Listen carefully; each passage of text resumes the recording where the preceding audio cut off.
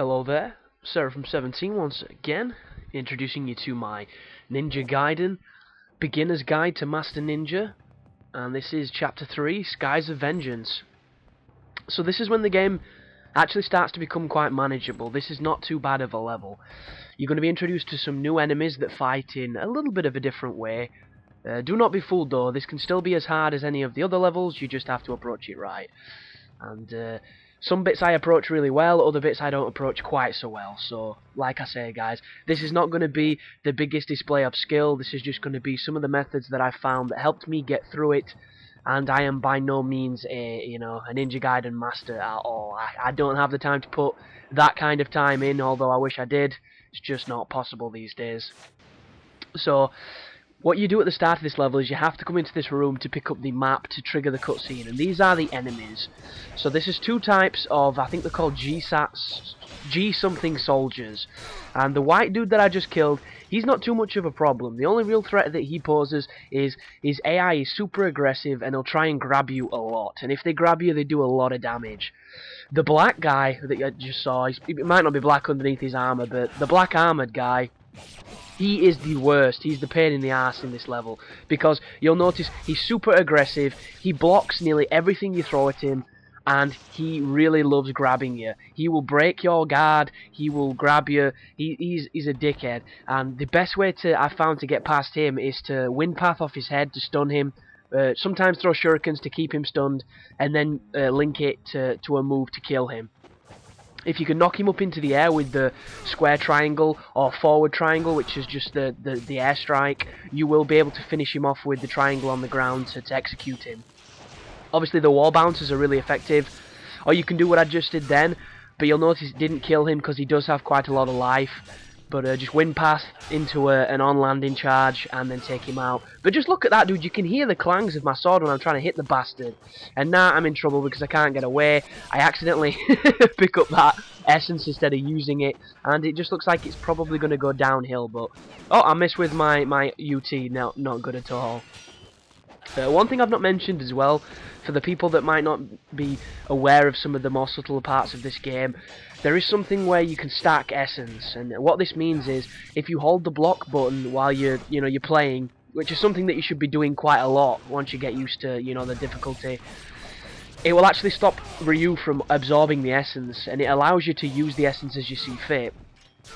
And what this means is, like right there, that would normally go into your body, but if you hold block, you can keep it away from yourself, and then you can use it to do the ultimate techniques. It's a pretty, arbitrary technique at this moment, because everybody uses it. Look at him grabbing me then, the cheeky bastard. But what it can also do is, for instance, this guy's going to drop essence. He just dropped a blue essence then. I could go through the door that's behind me, not pick up the blue essence, start the next fight, and when I charge a UT, the essence will go through the wall, power me up, and I will chain it into the next fight. And it's all because I stacked it holding the block button. And it's a bit of an advanced technique to know how far you can stack the essence and how long you can stack it for, but a sign of a really good player and some of the better people on YouTube, they do this a lot, especially in Karma runs, because it's all about doing the UTs. Excuse me. So it's something to try and get into the habit of trying to do if you can. I'm not very good at it, as you'll notice. I don't generally do it through this guide. This room here is going to be a little bit of a showdown with a bunch of the soldiers, which is not too bad because it enables you to get used to how they fight. The only real threat is this one. I don't like the black one. He's like, just then, he blocks everything. He's a piece of shit. I hate him. And later on in the game, you'll come up against soldiers that I've actually never fought before. This was my first time against them. And the motherfuckers counter the flying swallow. If there isn't anything as sacrilegious as that. Unbelievable. But in this room, there are two spiral staircases, or helical staircases as they're called. Because spiral denounces that it gets bigger, I believe. One has a Muramasa shop, the other one has a save point. So what I would advocate doing is upgrade your dragon sword and then buy the Azula Drop and the counterattack. You can buy the guillotine throw if you want. I personally don't, because for some reason on this game I just can't do it. I know it sounds pathetic, but it's true. Ninja Gaiden 2, I spammed guillotine throws so that I could do obliteration techniques, but this game, the detection just seems to be a little bit finicky, and every time I've tried to do it, unless it's against a Ryu clone, I've just got juggled, and that's not a good thing. But now that we've got the Azula Drop and the counter-attack, you're pretty much set up to beat the rest of the game.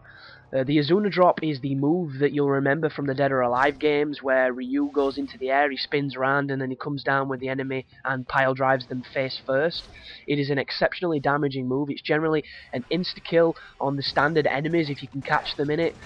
Some enemies are not susceptible to it, so just bear that in mind, but the ones that are, there's the Azula Drop just there. You can literally change this move over and over, like you're going to see me do in some areas, and you will be untouchable, because while you're in the frames of doing it, you cannot be killed. And it is so useful for dividing and conquering the enemies, because they will guaranteedly drop essence. Oh, I get my ass kicked a little bit there. And once you do the Azula Drop, they drop essence, you use the essence to do the ETs on the UTs, it just makes a hell of a lot more sense. But to do it is different with each weapon, because you can do it with a multitude of the weapons.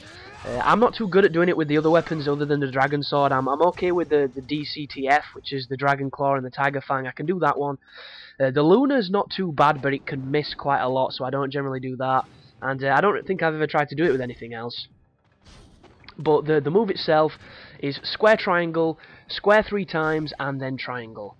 And perfect it, master it, get used to doing it, get used to knowing when to do it.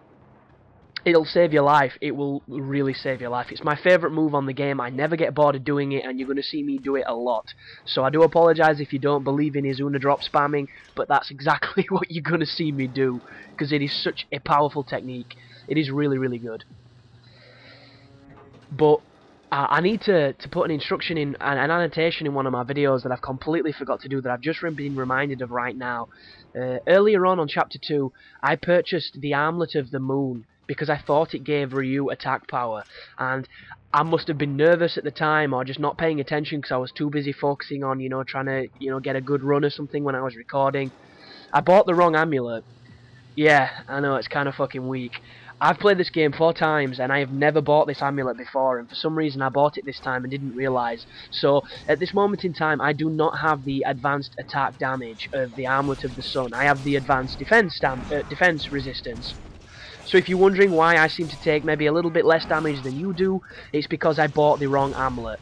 And I actually struggled a little bit with the Fiend challenge coming up because I wasn't doing the damage that I was used to doing. And it's all because I didn't have the Armlet of the Sun, because it might not seem like a big advantage or a massive buff to damage, but it is when you're playing. It definitely gives you that edge.